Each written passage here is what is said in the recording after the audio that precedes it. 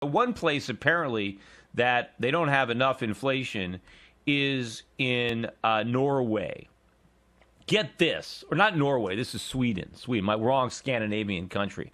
Here's an article. Krugman condemnation of Sweden triggers Reiche Bank review talk. See, they're actually responding to the critiques of Paul Krugman. See, Krugman said that Sweden was guilty of sadomonetarism because they didn't have enough inflation.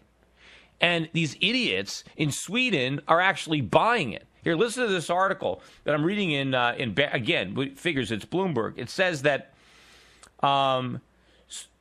Sweden has endured 4 months of consumer price declines, prompting members of the Reiche Bank to criticize the bank for its rate policies. Can you believe that? They have endured 4 months of falling consumer prices. Oh, the agony. Oh, I really feel. I mean, they endured the hardships, the pain. I mean, what is this, like hell on earth over there in Sweden?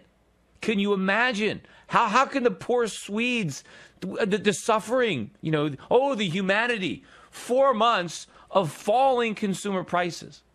How is that a something that you have to endure? I mean, what do these guys imagine? Do they think, let's say you're in Sweden and you went to the gas station. I don't know what gas costs over there in Krona, but just let's say you bought something. You went to the gas station and you paid 100 krona to fill up your tank, or I don't know what it is. I forget the exchange rate.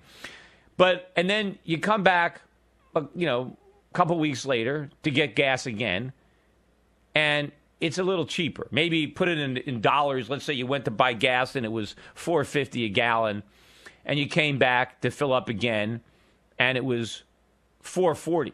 It was a dime lower. I mean, what is Krugman? What do these guys think the motorists are doing? Are they like, oh, darn it! Oh, I can't believe it! The price is down a dime. What an idiot I was! I bought it 2 weeks ago. I should have waited. I wasted a dime a gallon. Oh my God, this is terrible. I feel awful. What a jerk I am. You know what? I'm not going to fall for the same thing again. Not me. I'm not a sucker. I'm gonna take my car back to the garage. I ain't buying this gasoline.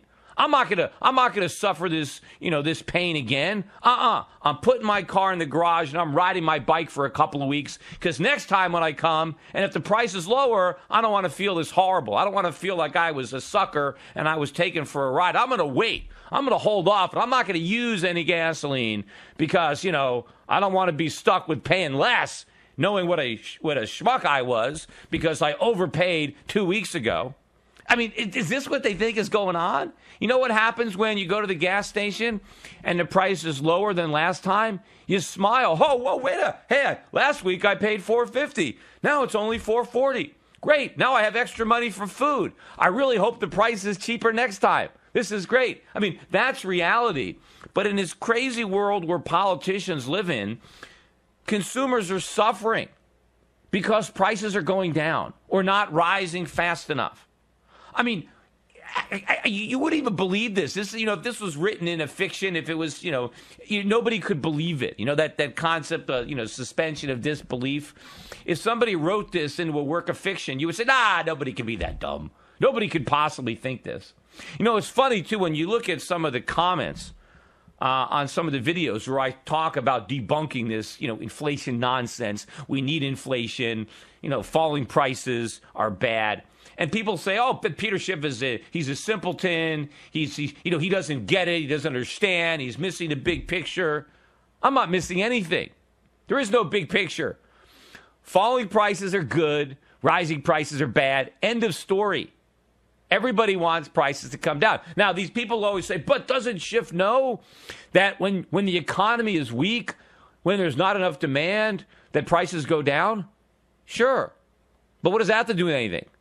If the economy is weak and there's not enough demand, you need prices to go down because people can't afford to buy stuff. The price has to go down. I mean, if the economy is weak and prices are falling, if you just force prices up, that's not going to make the economy stronger. It's just going to make it even weaker. You can't treat a disease by trying to cover up the symptoms. If the symptom of the weak economy is that prices are going down, focusing on prices going down doesn't get you anywhere. You got to figure out why the economy is weak. It's not weak because prices are falling. Maybe prices are falling because the economy is weak. But prices also fall because the economy is strong. But it doesn't matter why they're falling. If they're falling because the economy is strong or because the economy is weak. Trying to make them go up is not good. The fact that prices are going down is helpful, regardless of whether it's in reaction to a strong economy or a weak economy. But if the economy is weak, figure out why it's weak.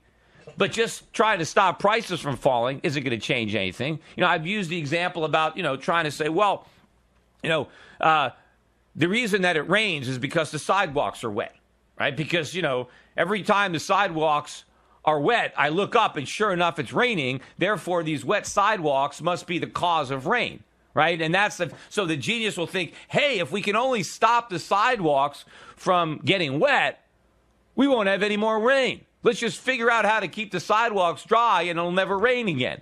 I mean, that's what these guys are basically saying when they're saying, well, we need to stop prices from falling because weak economies can cause falling prices. So if we have falling prices, we need to figure out how to make prices to go up. Look, the way to make a weak economy even weaker is to introduce inflation. That's going to compound your problem, right? If there isn't enough demand, you need prices to come down. Right, because that'll create the extra demand. But the bigger question is, hey, if the economy is weak, why is it weak? Right? Treat the disease. Don't try to cover up the symptoms and just assume that the disease is going to go away. No, then the disease is going to kill you because the symptoms aren't what's making you sick. Your disease is making you sick. The symptoms is just how the disease manifests itself.